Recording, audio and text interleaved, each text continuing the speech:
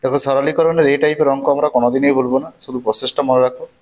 ডান দিকে যতগুলো 9 আছে বাঁ দিকে বসাও, আর বাঁ দিকে যতগুলো 9 আছে ডান দিকে 0। আর লবের পার্থক্য কত? 2। বিয়োগ করে দাও, অ্যান্সার হয়ে গেল। এখানে আসছে 8 9 8 9। সেম পদ্ধতি পরেরটাও, ডান দিকের 9 গুলো বসাও আর বাঁ দিকের 9 গুলো 0। যতগুলো 9 ততগুলো 0, আর লবের পার্থক্য বিয়োগ করো।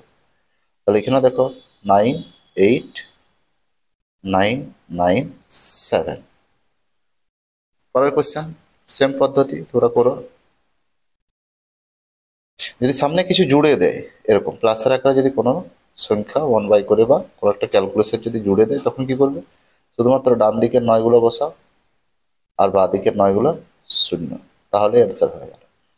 ডান দিকের 9 গুলো বসাও আর বাঁ দিকের 9 গুলো 0, অ্যান্সার হয়ে গেল। এখানেও দেখো ডান দিকের 9 গুলো বসাও আর বাঁ দিকের 9 গুলো 0, আর 1/1000 ছিল, 1/1000 এখানে ক্যালকুলেশন করো, 99।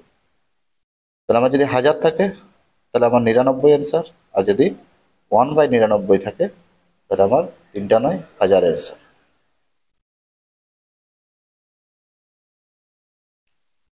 দেখি তোমরা এই অঙ্কটা কি করলে।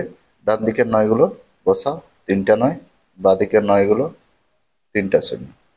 লবের পার্থক্য কত? 2। 2 বিয়োগ করে দাও, 9 9 8 9 9 8, আচ্ছা হয়ে গেল।